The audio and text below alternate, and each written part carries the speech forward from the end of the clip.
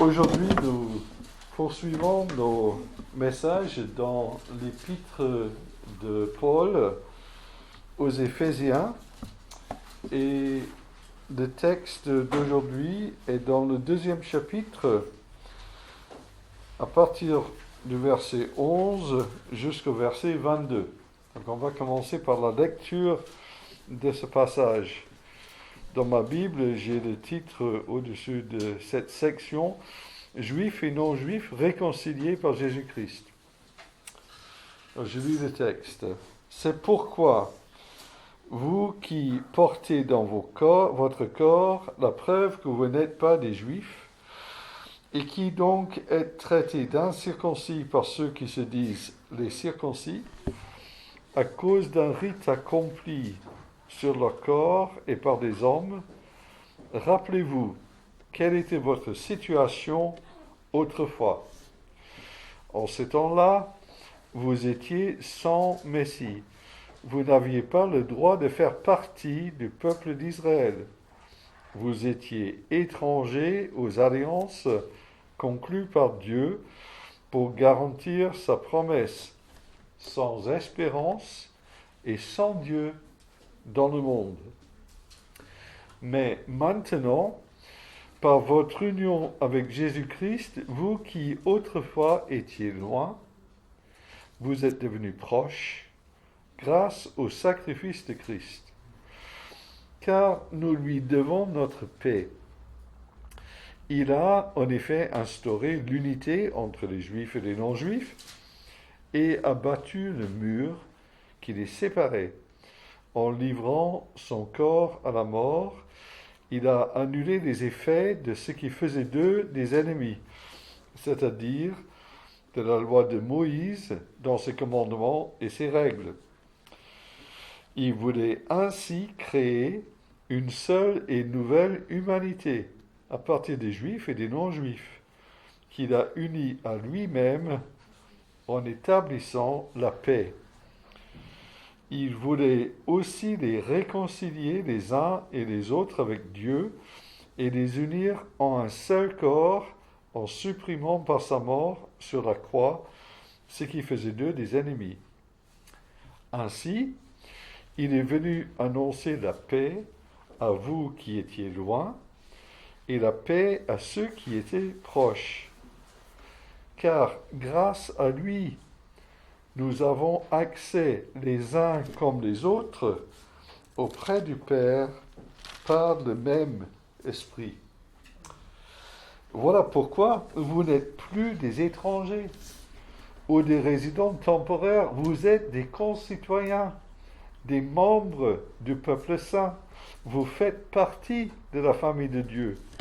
Dieu vous a intégrés à l'édifice qui construit sur le fondement que sont les apôtres, ses prophètes, et dont Jésus-Christ lui-même est la pierre principale. En lui, toute la construction s'élève bien coordonnée, afin d'être un temple saint dans le Seigneur et uni à Christ. Vous avez été intégrés ensemble à cette construction pour former une demeure où Dieu habite par l'Esprit. Jusqu'ici, la parole de Dieu. Je me rends compte que le texte est extrêmement dense et chaque mot a son importance. Donc aujourd'hui, je présenterai un petit peu comment comprendre ce voyage de l'exclusion à l'intégration et à l'appartenance. Et je suis sûr que ces thèmes sont d'ailleurs des thèmes qui nous intéressent aujourd'hui. Mais il faut noter que le sujet de ce texte n'est pas la citoyenneté terrestre, on pourrait être exclu, ensuite intégré et appartenir, mais l'appartenance au peuple de Dieu. Cette Église céleste, composée de tous les croyants unis au Christ ressuscité, qu'importe leur origine. Ce passage nous parle de ce que nous étions autrefois et de ce que nous sommes devenus maintenant en Christ. Pour les non-juifs, donc les gens d'Éphèse, c'était pas le pays d'Israël, hein, c'était en Turquie aujourd'hui, en Asie mineure. Pour les gens d'Éphèse, qui n'étaient pas juifs, pour la majeure partie, l'apôtre explique quelle était leur situation avant, par rapport au peuple de Dieu, Israël. Il évoque brièvement leur situation actuelle. Dans cette partie, les versets 11 à 12, il est question de discrimination, de mépris et d'exclusion. Ce sont des thèmes qui restent toujours d'actualité. Ensuite, à partir du verset 13, l'apôtre explique comment le Christ change tout, en opérant une réconciliation horizontale avec les chrétiens, entre les chrétiens d'origine juive et les chrétiens d'origine non juive, et une réconciliation verticale avec Dieu. Enfin, l'apôtre nous donne 3 images de l'unité de l'Église, la citoyenneté, la famille de Dieu et le temple saint. Donc on va revenir sur ces points dans la suite du message. Alors je voulais juste rappeler que cet épître aux Éphésiens nous donne une vision qui va très très loin sur le plan de Dieu. La finalité du plan de Dieu dans Éphésiens 1 verset 10, c'est que tout ce qui est au ciel et tout ce qui est sur la terre doit être harmonieusement réuni en Christ. Ce n'est pas encore le cas. Donc c'est encore quelque chose qui est à venir. Mais pour ceux qui font partie de la famille de Dieu, ce n'est pas parce que le règne de Christ sur la terre n'est pas encore complet qu'ils ne sont pas déjà associés au règne du Christ. Ils sont déjà associés au règne du Christ tout en vivant sur la terre.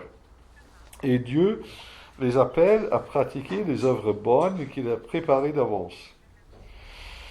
Et même, il devrait pouvoir dire, il y a une différence entre quand je vivais sans Christ dans le monde et maintenant que j'appartiens au Christ. Donc il y a bien un avant et un après aujourd'hui. La semaine dernière, ou la semaine d'avant, Ilan a présenté Éphésiens chapitre 2, le verset 1 à 10, qui nous parle du fait qu'autrefois, on était mort par rapport à Dieu, c'est-à-dire insensible. On ne voyait pas l'intérêt. Pourquoi même penser à Dieu? Et que Dieu est intervenu. Et ensuite, il y a un après. Une fois que Dieu est intervenu dans la vie de chaque croyant, il leur a donné la possibilité de croire en lui. Et on voit qu'il y a un verset pivot, qui est le verset 4. Mais Dieu est riche en bonté. Donc il y a une autre fois et il y a maintenant. Alors dans le passage d'aujourd'hui, il y a une autre fois et il y a un maintenant. Dans le verset 13, il y a les versets pivots qui dit « Mais maintenant, par votre union avec Jésus-Christ, vous qui autrefois étiez loin, vous êtes devenus proches grâce au sacrifice de Jésus. » Donc je commence par l'exclusion, le mépris, la discrimination. Dans les versets 11 et 12, on voit que des personnes qui n'étaient pas juifs,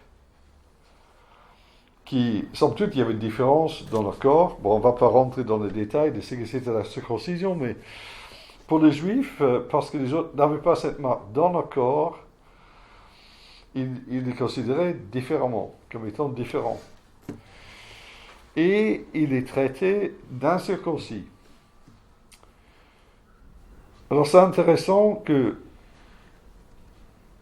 la discrimination continue à exister aujourd'hui et souvent à être basée sur des apparences physiques ou sur ce que les gens sont dans leur corps.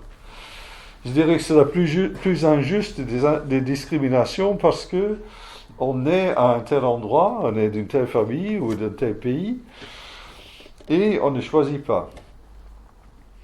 Et les Juifs, bien sûr, ils discriminaient contre les personnes qui n'étaient pas de la même origine qu'eux.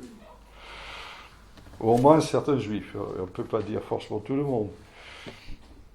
Mais c'est le comble quand nous sommes physiquement, quand ce que nous sommes physiquement est la cause d'une discrimination. Mais en plus, il y avait le mépris. C'est-à-dire, quand on utilise la phrase en français, on traite quelqu'un de. Quelqu'un te traite de nom d'oiseau. Les juifs traitaient les autres d'incirconcis. On les met dans des catégories. Et après, c'est une manière de dire, je n'aurai pas affaire avec cette personne, je l'ai mis dans une catégorie que je n'aime pas. Et cela existe aujourd'hui encore. Donc pour ces personnes à Éphèse, qui n'étaient pas d'origine juive, ils sentaient une discrimination et un mépris.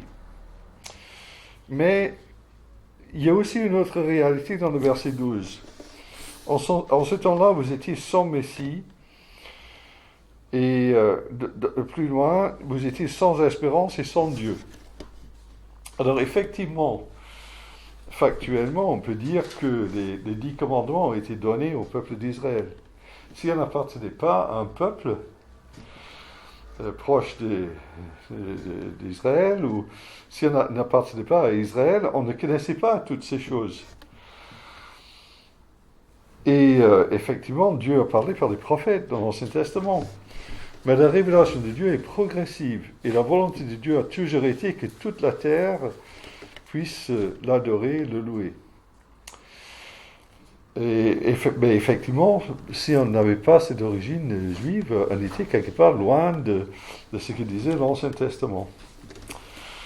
Mais l'apôtre Paul, il montre dans l'Épître aux Romains que même ceux qui connaissent bien la loi de Dieu n'arrivaient pas à l'appliquer. Et donc, même si on connaissait les 10 commandements, on n'avait pas la capacité dans son cœur à vivre selon ces 10 commandements. Et même si les Juifs ils faisaient des rites tels que la circoncision, ça ne suffisait pas pour Dieu. Ce que Dieu veut, c'est que le cœur de chacun lui appartienne.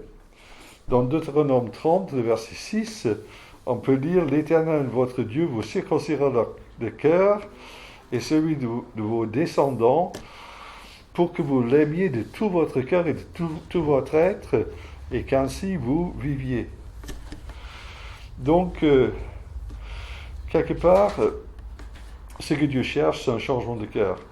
Et qu'on soit d'origine juive ou d'origine non juive, nous sommes tous dans la même incapacité de faire la volonté de Dieu. Donc, quelque part, nous sommes tous sans Messie, sans espérance, sans Dieu dans le monde, tant qu'on ne se rend pas compte de notre besoin de Dieu.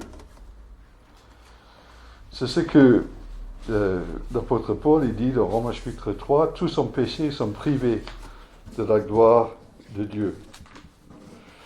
Mais qu'est-ce qui nous rapproche? C'est bien sûr, c'est l'œuvre de Christ sur la croix.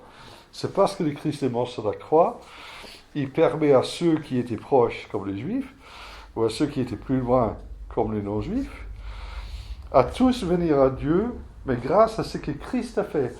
Pas grâce à ce que moi j'ai fait, pas parce que j'ai pu mettre en pratique les 10 commandements, mais parce que le Christ, il me pardonne, il me donne la force de vivre pour lui. Alors, quelle leçon est-ce qu'on peut tirer de ces versets 11 et 12 ? Je résume un petit peu et je pose quelques questions pour nous.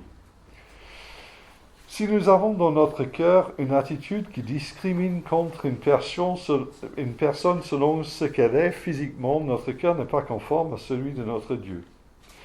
Si nous croyons que nous sommes meilleurs à cause d'un rite qu'on pratique, notre cœur non plus n'est pas conforme au cœur de Dieu. Si nous méprisons l'autre et nous refusons de manger avec lui, comme faisaient les Juifs, parce qu'il est différent, notre cœur non plus n'est pas en règle. L'importance de reconnaître que nous sommes tous des pécheurs. Notre état de pécheur nous sépare de Dieu et fait de sorte que nous sommes naturellement sans espérance et sans Dieu dans notre vie. Et si nous pouvons connaître Dieu, cela dépend uniquement de la grâce de Dieu qui veut bien se révéler à chacun. Donc là, on a parlé un petit peu de l'autre foi. Maintenant, je vais passer au prochain thème, à partir du verset 13, la réconciliation en Christ. La réconciliation horizontale entre juifs et non-juifs et verticale avec Dieu. Dans ces passages, dans les versets que nous avons lus, nous voyons que Dieu instaure l'unité entre les juifs et les non-juifs. Et le verset dit que Dieu a abattu le mur qui les séparait. On va essayer de comprendre ce que cela veut dire. Mais dans le verset 15 également, que Dieu a voulu créer une seule et nouvelle humanité. On va essayer de comprendre le sens de ces choses. Dans cette partie, le sujet est le Christ. L'accent est sur ce que lui a fait sur la croix. C'est son œuvre sur la croix qui est centrale. Et c'est cela qui change tout. La paix que nous pouvons avoir les uns avec les autres, c'est seulement parce que nous avons fait la paix avec Dieu grâce au Christ. Donc, qu'est-ce que cela veut dire que Dieu a abattu le mur qui sépare les juifs et les non-juifs? Alors, le sujet des murs, il y a des symboles dans ce passage. Je pensais, après la chute du mur de Berlin, le 9 novembre 1989, qu'on arrêterait de construire des murs pour séparer des peuples, que là maintenant, on allait vivre ensemble en paix. Force est de constater que les murs sont de retour, et même d'actualité, malheureusement. Entre les États-Unis et le Mexique, entre la Pologne et l'Ukraine, la Biélorusse, c'est peut-être la Biélorussie, je me suis trompé. Et il y avait même un mur, apparemment, construit une nuit, entre Paris et Pantin. Je ne sais pas si vous savez ça, pour empêcher les dealers de crack de passer vers Pantin, sous le périphérique. Il y a un endroit bien précis. Je crois que ça a été enlevé après. Je ne savais pas, mais apparemment, il y a toujours un mur à Belfast, en Irlande du Nord. Je crois que c'était fini, mais il y a au moins une porte qui se ferme la nuit pour que les populations ne passent pas entre deux zones. Quel mur était abattu par la mort de Christ? Alors, il faut savoir que dans le temple, il y avait un mur qui séparait la partie où pouvaient entrer les juifs et les non-juifs devaient rester à l'extérieur, de l'autre côté du mur. Bon, ce n'est qu'une image, je pense. Mais le plus probable est que le mur que le Christ a détruit, c'était de considérer qu'il fallait appliquer la loi juive à la lettre par ses propres forces pour être accepté par Dieu. L'apôtre Paul prend un certain temps dans Romains chapitre 3 pour montrer que même les Juifs qui connaissaient les commandements de Dieu, ils n'arrivaient pas à vivre d'une manière conforme à cette loi. Et donc la manière d'être accepté par Dieu, c'est pas d'obéir à une série de commandements. Souvent on pense qu'être chrétien, c'est d'avoir une liste de choses, de cocher des cases, et voilà, si on fait tout ça, on est bon. Mais en fait, le message fondamental de la Bible n'est pas ça. Le message fondamental de la Bible, c'est que personne ne peut cocher toutes les cases, et même s'il connaît la loi de Dieu, et l'apôtre Paul lui-même, il dit, je n'aurais pas su ce que c'était de convoiter si je n'avais pas lu dans le commandement que tu ne convoiteras pas. Mais ça n'a pas réglé son problème de convoitise. Il s'est rendu compte qu'il avait ce problème. Donc, quelle est la manière d'être accepté par Dieu? Donc, c'est ça le plus important. C'est de croire en Jésus-Christ. C'est de venir à lui en disant, je ne suis pas capable de plaire à Dieu. Donc, Seigneur, donne-moi ta force, mais déjà, pardonne-moi. Je veux entrer dans une relation avec toi et change-moi. J'accepte que tu changes ma vie, que tu me permettes de vivre selon tes commandements. Romains chapitre 3, le verset 23 dit « Tous sont péchés, que ce soit juifs ou non-juifs, et tous sont privés de la gloire de Dieu. Ils sont déclarés justes par sa grâce. C'est un don que Dieu leur fait par le moyen de la délivrance apportée par” Donc ce que dit l'Évangile, c'est que Dieu a tout fait pour que nous puissions être sauvés, pour que nous puissions être acceptés par lui, nous devons accepter cela comme un don par la foi et mettre notre confiance en Christ. Et c'est cela la base de l'unité entre les croyants. C'est pour ça que les Juifs et les non-Juifs qui étaient dans l'église d'Éphèse, ils pouvaient se reconnaître mutuellement parce qu'ils savaient que chacun a mis sa confiance en Christ.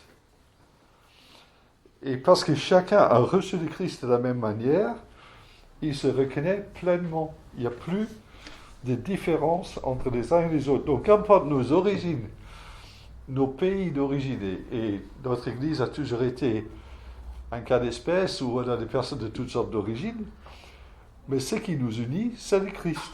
Et ce qu'il a fait pour nous.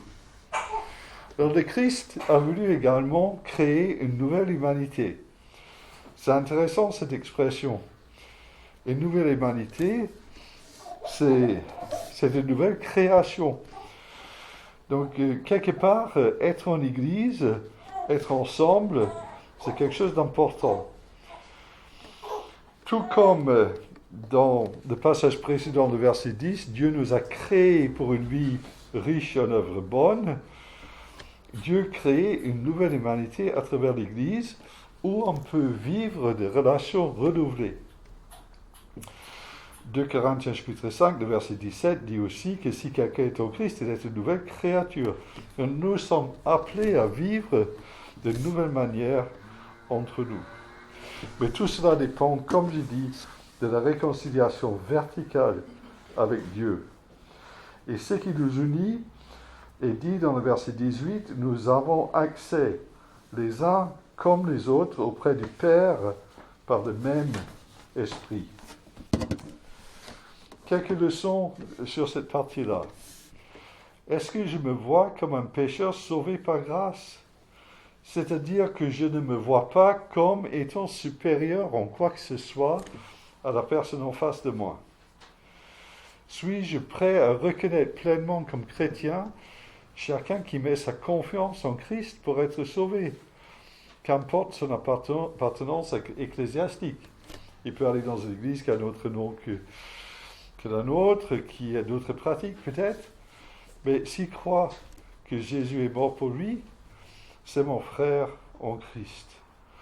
Suis-je prêt à cheminer avec tous ceux qui se disent chrétiens et prient Dieu? Donc là, c'est un peu plus subtil, parce que, en fait, c'est pas vraiment à nous de juger les cœurs, et parfois, il faut prendre le temps de parler avec les personnes. Et en parlant avec eux, peut-être qu'ils disent pas les choses de la même manière, mais on peut se rendre compte qu'il y a des frères et sœurs qui s'expriment d'une autre manière, mais qui croient vraiment sincèrement en Jésus-Christ pour être sauvés.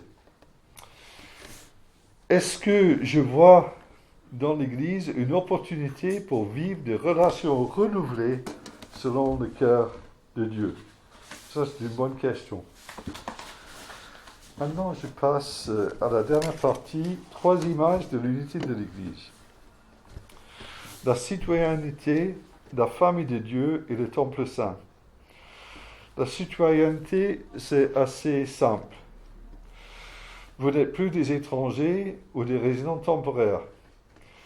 Vous êtes concitoyens des membres du peuple de Dieu, vous faites partie de la famille de Dieu. Alors, cela me fait penser à quand j'ai reçu mon extrait d'acte de naissance de Nantes. Alors, l'extrait d'acte de naissance, j'avais déjà un acte de naissance britannique, mais je n'avais pas un acte de naissance reconnu par la France. Ils n'ont pas changé ma date de naissance, je ne suis pas devenu plus jeune. Ils n'ont pas changé mon lieu de naissance, ils n'ont pas changé mon prénom ou mon nom, mais c'était inscrit en France dans le registre. Et du coup, j'étais devenu français.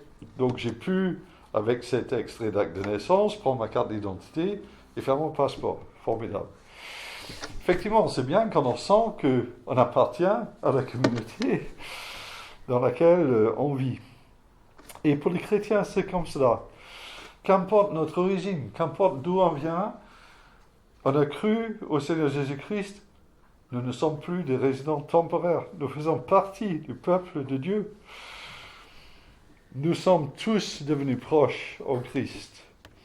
quand nous avons des différends entre chrétiens, nous avons les régler en nous reconnaissant mutuellement en tant que chrétiens. Nous sommes égaux en droit et en devoir devant Dieu. La famille de Dieu, des autres chrétiens sont devenus mes frères et mes sœurs. Ils sont précieux aux yeux du Christ. Il est mort pour eux, tout autant que pour moi. Et nous pouvons dire de notre Père ensemble, nous avons le même Père. J'arrive sur la dernière image qui est riche, le Temple Saint. Nous avons déjà été intégrés à l'édifice. Si nous avons cru en Christ, nous sommes entrés dans cette construction de l'édifice qui s'appelle le Temple Saint. Cet édifice est fondé sur les apôtres et les prophètes, dont nous devons reconnaître l'autorité des écrits. Donc ça veut dire la reconnaissance de l'autorité de la parole de Dieu pour être notre guide dans notre conduite et dans notre foi. Et également, la pierre principale que nous devons reconnaître est le Christ. La pierre principale, c'est la pierre à partir de laquelle on vérifie, on fait les autres mesures pour construire le reste du bâtiment. Donc nous devons nous référer au Christ principalement. Il n'y a pas de place pour le syncrétisme. Le syncrétisme, c'est quand on prend un peu de christianisme et on ajoute un peu de bouddhisme ou je ne sais pas quoi. Mais dans la foi chrétienne, le Christ est central. Et la révélation en Jésus-Christ, on considère que c'est suffisant pour notre conduite et pour notre vie. Sa personne et son œuvre sur la croix sont centrales et ont accès tous au même Père. Nous pouvons tous offrir à Dieu nos louanges. Donc cette construction est en cours. La construction s'élève bien coordonnée. Le chantier est en cours et le maître du chantier, c'est le Christ. Nous sommes dépendants du Christ pour discerner ce que nous devons faire. C'est pour cela que nous ne devons pas négliger la prière. Nous avons besoin d'identifier dans quel sens aller. La visite de Dieu est que nous soyons un temple saint.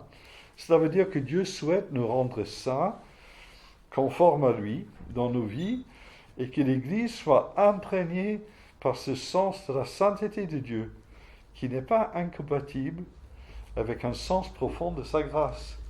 Ce n'est pas parce qu'on parle de la sainteté de Dieu qu'on doit oublier que nous sommes des pécheurs, mais des pécheurs sauvés par la grâce de Dieu. Et que Dieu, dans sa grâce, va nous conduire. L'Église n'est pas composée de personnes parfaites, mais de pécheurs sauvés par la grâce, qui veulent se conformer à la volonté de Dieu. Et le passage dit aussi que, unis à Christ, vous avez été intégrés ensemble pour être une habitation de Dieu en esprit. Donc cette notion de temple saint est complétée avec cette notion d'habitation de Dieu en esprit. Le temple, c'est un endroit pour que Dieu soit présent. C'est important que Dieu soit présent au milieu de nous. Le texte insiste sur le fait que nous avons été intégrés, c'est dit 2 fois. Mais Dieu nous appelle à la transformation de notre être. Si Dieu doit habiter parmi nous, il faut qu'il habite déjà dans le cœur de chacun. On dit qu'une église ne peut pas être plus spirituelle que ses membres. Est-ce que moi, individuellement, je me laisse conduire par Dieu? Est-ce que je laisse Dieu faire son œuvre en moi pour que cela puisse être au bénéfice de l'Église? C'est intéressant, dans 1 Corinthiens chapitre 14, quand l'apôtre Paul il parle de personnes qui viennent dans une église où la parole est dite d'une manière claire, ces personnes pourront dire, je pense à une prière, certainement Dieu est présent au milieu de vous. Et c'est important que cette présence de Dieu puisse être ressentie dans l'Église. Donc quelques leçons sur cette dernière partie. Est-ce que je me sens intégré dans l'Église sur un pied d'égalité avec les autres frères et sœurs? Suis-je conscient d'avoir les mêmes droits et devoirs qu'eux? Est-ce que je me considère membre de la même famille avec les autres personnes de l'Église? Est-ce que je considère que cette appartenance me plonge dans un nouveau projet de vie, vivre collectivement en Église pour que la gloire de Dieu puisse se manifester parmi nous? Suis-je conscient de quel doit être mon engagement personnel pour aider cette Église à être un temple saint? En conclusion, tout comme individuellement, nous avons été réconciliés avec Dieu, collectivement, nous sommes appelés à former un même corps avec les autres croyants. La réconciliation avec Dieu va de pair avec la réconciliation entre chrétiens.